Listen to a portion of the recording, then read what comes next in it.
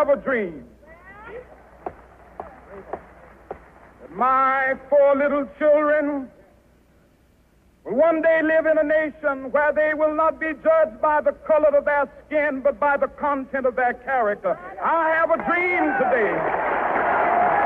On the day after Martin Luther King Jr. was killed, I decided to do an exercise that would help my students to understand racism. I tried to make a difference. I'm still trying to make that difference. Is there anyone in this United States that we do not treat as our brothers? Yeah. Who? Yeah. The black people. How are black people treated? How are Indians treated? How are people who are of a different color than we are treated? They're part of this world. They don't get anything in this world. Why is that? Because they're different colors. I feel people need this because we are still doing now what we were doing in the 50s. Is there anything about you people that is different from one another that we could use to make part of you? Like the eyes, the color of the eyes. Okay, we could use the color of your eyes. How many in here have blue eyes? Okay, how many in here have brown eyes? It might be interesting to judge people today by the color of their eyes. Would you like to try this? I'm trying to get the people who participate in this exercise the opportunity to find out how it feels to be something other than white in this society.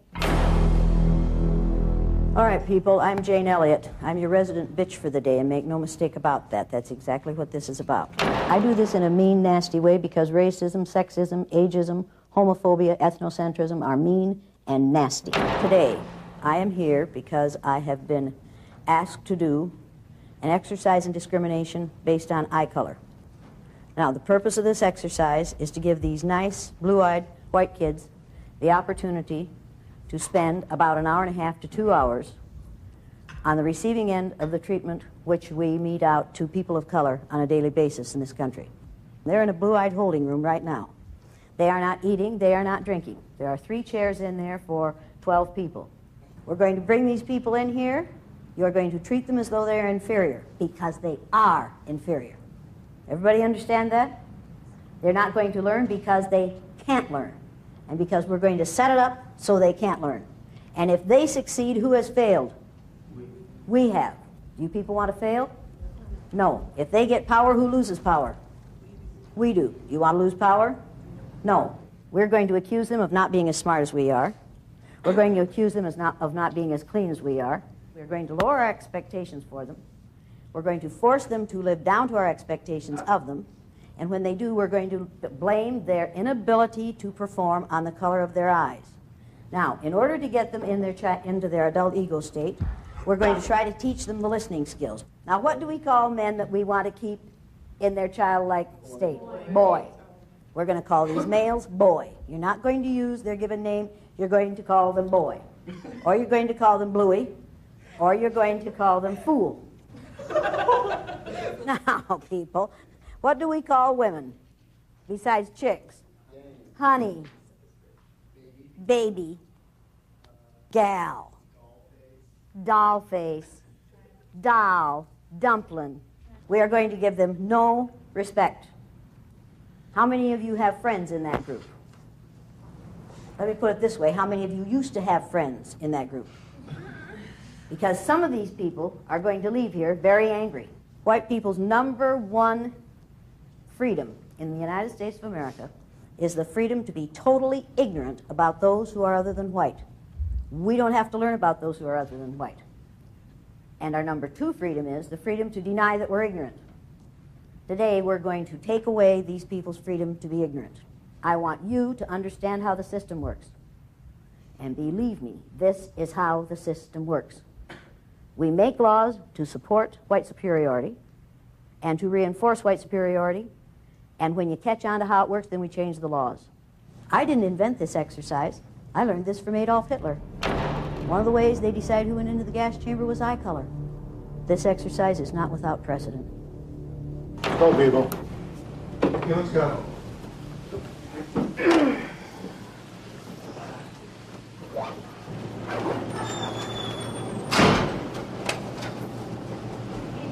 Now look at this. Watch him. Look at him. Should we just sit anywhere? Should we just sit anywhere? If you came into a room in which the chairs were arranged in this way, and the brown-eyed people were sitting in these chairs in this way, and nobody was sitting in the chairs in the middle, where would you sit? In the middle. That would make sense to me. Would it make sense to you?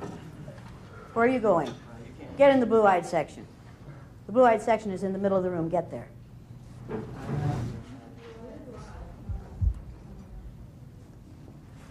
You're a non-brown? As far as I'm concerned, you're a bluey. Now, is this one giggling? What do you know about him? It's because he's ignorant? What else do you know about him?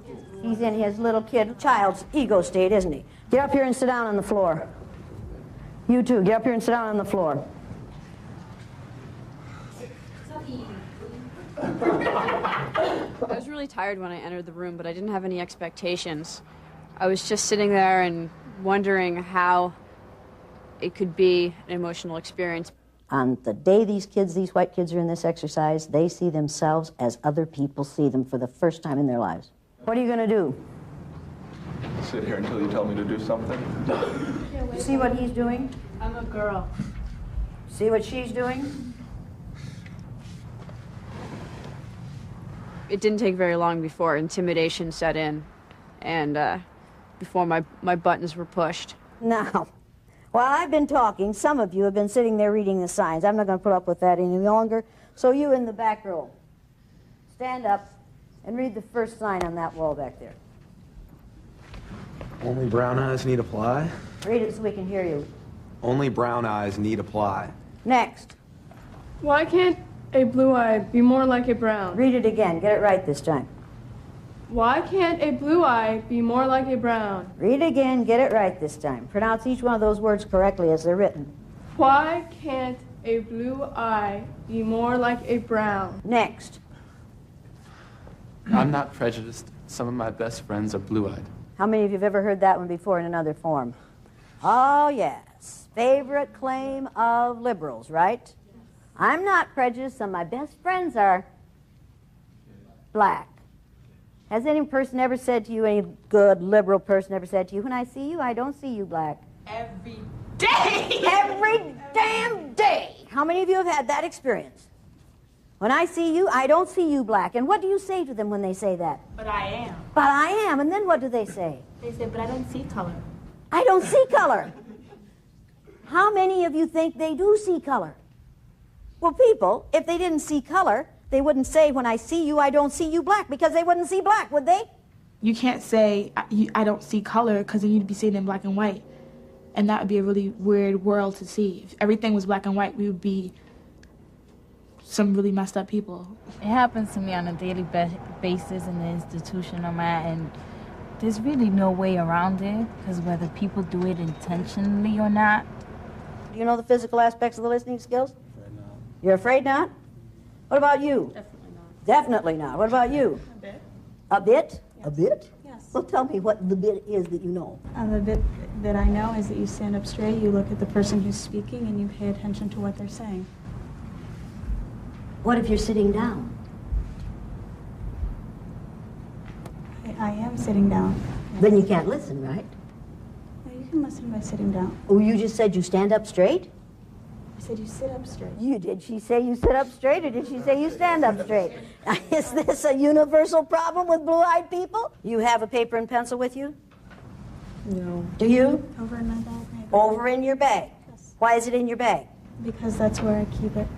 That's where you keep it. When Why I'm not did you put using your it. paper and pencil over there? Because I did not know when I was going to be needing it. You came to a learning experience, right? Yes. Did you ever go to a learning experience before? Yes. Did you ever take notes? Yes. What did you use? I used a paper and pencil. Paper and pencil. And did you keep it with you so that you could take notes? Yes. Yes. Why didn't you do that this time? Because I was not planning on taking notes. You weren't planning on taking notes? You No. think you can remember everything that's going to be done in here and said in here? Not word for word. Not word for word, so what should you have done? I Probably, she's going to say, I probably should have done it right. What should you have done? should have brought my paper and pencil over here and kept it with me That's the entire right. time. That's right. You're acting angry. I am angry. What are you angry about? I'm angry that you're yelling at me. Do you hear me yelling? This is yelling! Have I done that yet?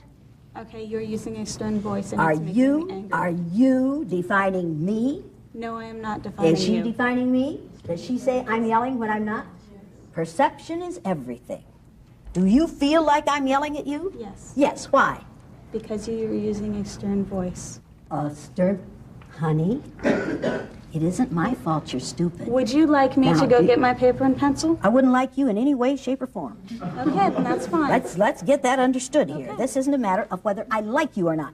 Repeat after me. One hen. One hand. One hen, two... Not hand. Hen. Hen. Hen.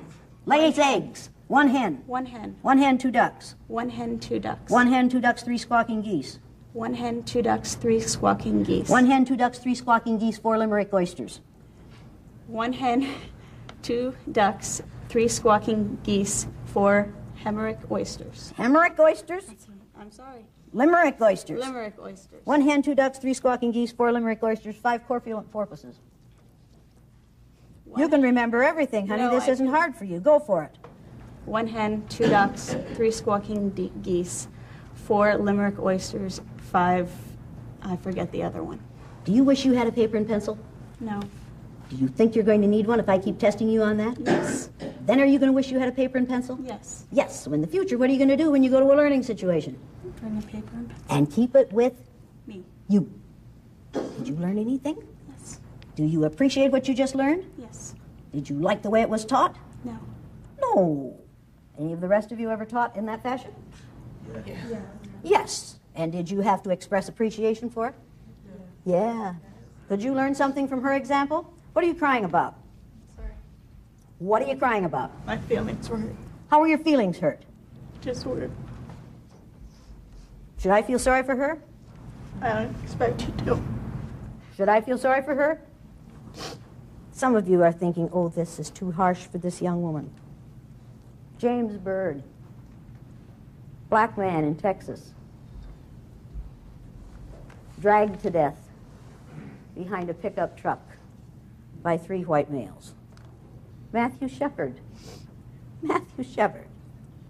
young man about you're a little younger than you are, had the misfortune to be born gay, beaten with a pistol about the head until they cracked his skull.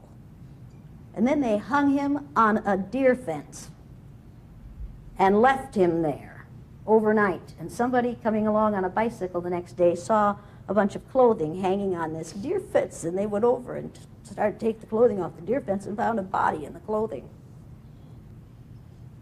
Now, I'm sorry, but those things happen because we live in a society in which people are allowed to treat those who are different in an ugly way because of their differentness. I cannot shed tears for a young white female in this exercise who knows that this is an exercise, who knows that it's temporary, who knows that she's getting a college credit, 1 hour of credit for being here. I'm sorry. I have to save my sympathy and my empathy for those who go through something much worse than this every day of their lives. Tears were coming in my eyes, and when I saw these people crying, I'm like, but it wasn't for them. It was for the fact that I know people who are going through that right now while we were sitting in that classroom and had the privilege and the time, the opportunity to be going through an experiment, that there were people outside who go through that 10 times worse than any student of color in that room. Do you know the physical aspects of the listening skills? Do you? No. Do you? Yes. Okay, what are they? You're sitting up straight, so you've got one already, right? You should look at the person who's talking and sit up straight or have open body posture. Open body posture is crossed legs? No. No. Aren't you going to be a good listener then? There, now, this is open body posture. Shouldn't your legs be apart if they're open? Not necessarily. I did. Hey, I'm here. Not necessarily because Bring it on, honey. I'm ready now. position. Now, does that make sense, what you just said? A crossed body position gives the effect that you are not open to what someone is saying. But when people's body position... Wait a minute. Stop. I'm going to make a sign and hold it up in front of you that says, stop when you get too wordy, and you just did. Do you know the physical aspects of listening skills? Apparently not. Apparently not. Oh, I don't think you do. You certainly don't have an open body posture. Do you know the physical aspects of listening skills? No. No. Do you? No, Miss Elliott. But you got a real open body posture, don't you, darling? I guess So you can learn, can't you? Now, getting right along. Your hand is still up. You still didn't learn anything, did you? Didn't I just say when your hand is up, you are thinking of what you're going to say instead of what's being said? Didn't I just say that? Yes, you did. And did you hear that? Yes, I did. And did you decide that you were just going to do it your way? I was Wait a minute, you were on a roll yes, there for I a minute. did. Yeah, thank you very yes, much. Yes, I did. Now, since you choose to not listen to others, what do you suppose we're going to do where you're concerned? Not listen to me. Thank you very much. May I finish what I was saying, no, please? because you're still thinking of what you're going to say instead of what I'm saying. Now, getting right along. I heard what you were saying. You're doing it again. What you were you're saying. doing it again. I don't care. You're doing it because again. It's wrong. You're doing it again. Persecuted her for standing out. You're doing it again. Persecuted him for standing out. The only change that ever happens is when people stand out, and I have sat back. Martin Luther King Jr. was shot. Are you in any physical danger here? Are you in any physical danger here? Is that girl in any physical danger here? Emmett Till was hanged by his neck after he was beaten almost to death, simply because he made a statement to a white woman. Does he have a reason to be angry? Every time I do the exercise, there is a point at which I know I have made the point. And we could stop there, but you have to nail it down. And so it goes on longer than some people think it should, but you have to nail it down. People at this institution... You've made your point, you're right. Yeah, thank you very much. What is my point that I've made? That you can't make generalizations about any place because there's racism everywhere. That's right. And while it may be...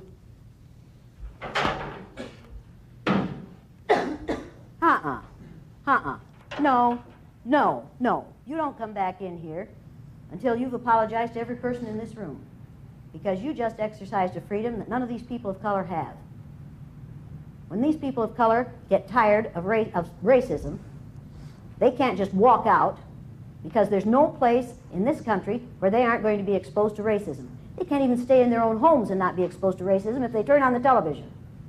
But you, as a white female, when you get tired of being judged and treated unfairly on the basis of your eye color, you can walk out that door, and you know it won't happen out there. You exercised a freedom they don't have. If you're going to be in here, you're going to apologize to every black person in this room. And do it now. I'm and sorry. The Latinos. Every person of color. Racism in this country. Bullshit! No, you're not going to say, I'm sorry there's racism. You're going to apologize for what you just did. I will not apologize because it is not a matter of race always. Out.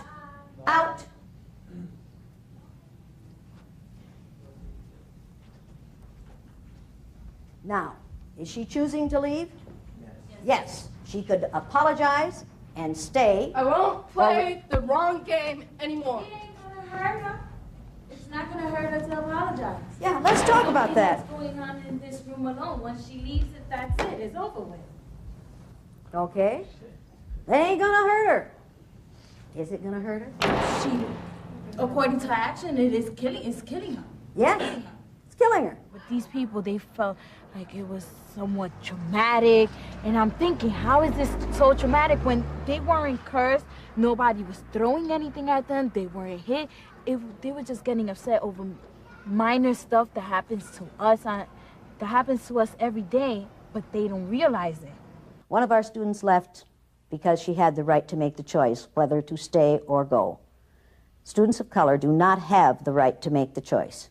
Her walking out showed frustration, not only of her as a white person, but of many people of color. And I kind of think that if somebody didn't walk out, that it really wouldn't articulate what we want to do every day. We all want to walk out. We all want to get away from the problem, but we can't. You think she's learning anything in the hall? Probably not. Probably not. Did she choose then not to learn? Yes. Yes, because the learning situation is not one in which she feels comfortable or in which she feels secure, so what does she do? Leaves. Things are better than they were when I was 13. They're not as good as they were when I was 50. Now, I want you to take out a clean sheet of paper. Don't tear it out, just turn the page. On the top of the next page on your writing tablet, I want, at the left-hand side on the top line, I want you to write the words, how they looked.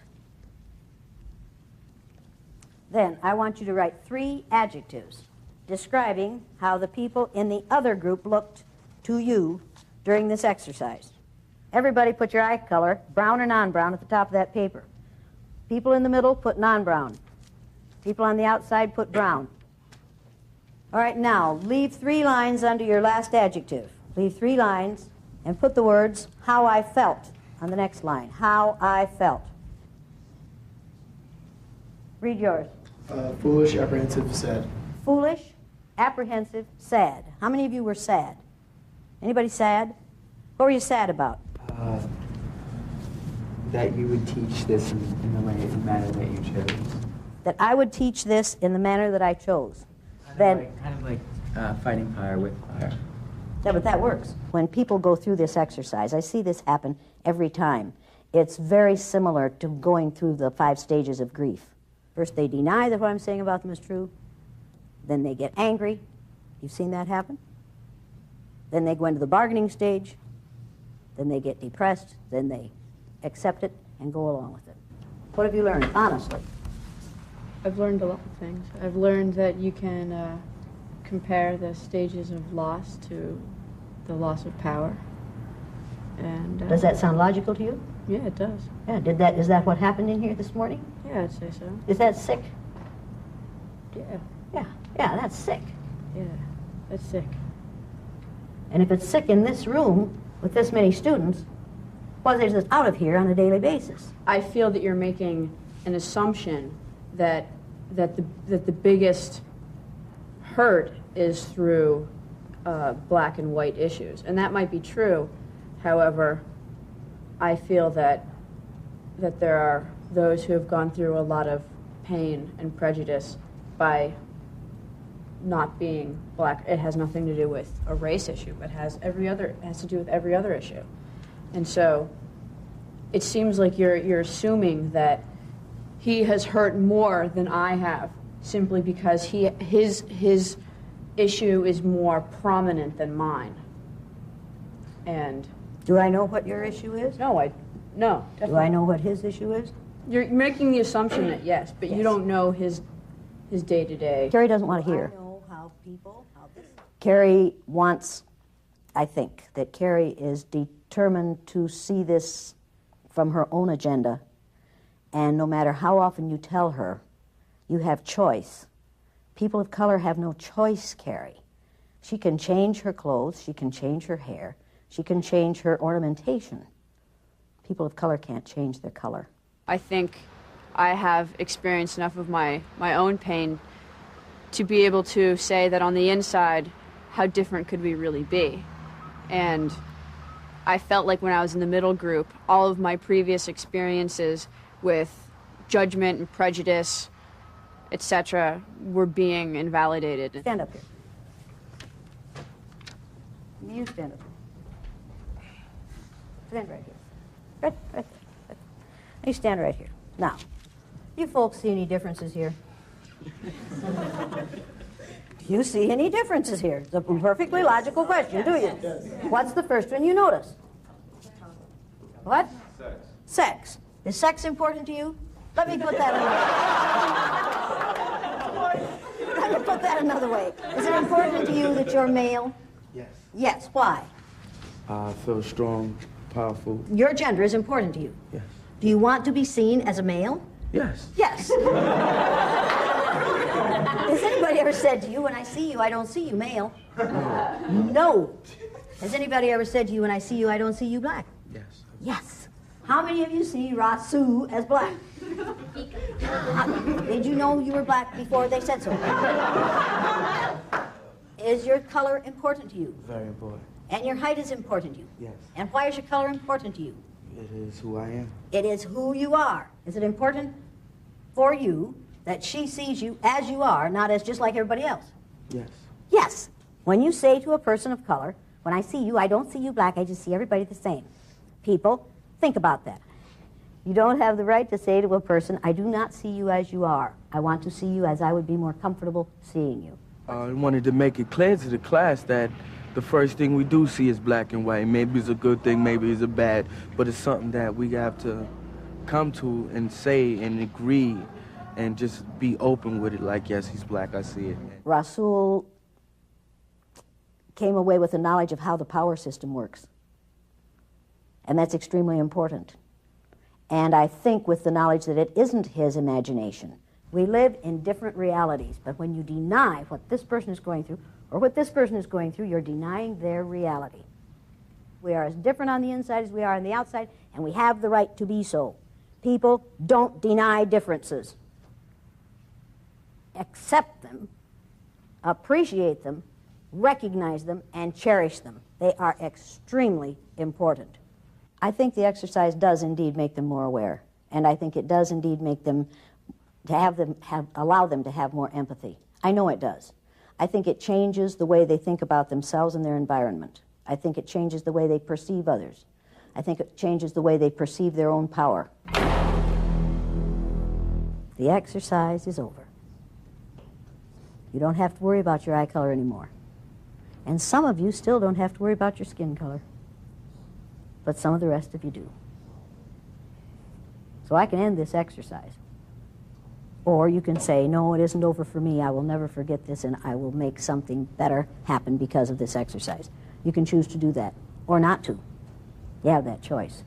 The thing is, you have that choice, and you have that choice, and I have that choice, and you have that choice, and people of color have no choice. They have to fight this battle every day. This is what I choose to do. This is what he has no choice about.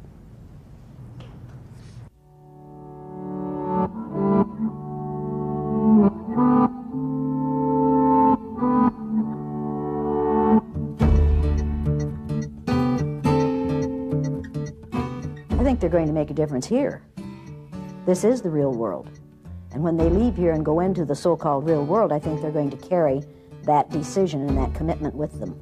Because once you make a little difference, then that encourages you to keep on. I think that I see things completely differently now. I got to experience some of my own strengths and weaknesses. I got to experience some of my sensitivities, and at the same time, my ability to still stand up even though I felt like curling into a ball. At the end, I felt very powerful. My roommate has said to me, you know, I've seen a different person in you, that you change a little bit. And that it is my duty to change society, and it is my duty to do what I have to do to make sure that my children don't go through the same shit that I've gone through my whole life. Every experience you have is an opportunity to see yourself in a new way. And if you close your mind to that, if you say, I didn't learn anything from this experience, and I say, sucks to be you. When am I going to quit? When racists quit. Do I have a job for a lifetime? I'm afraid so.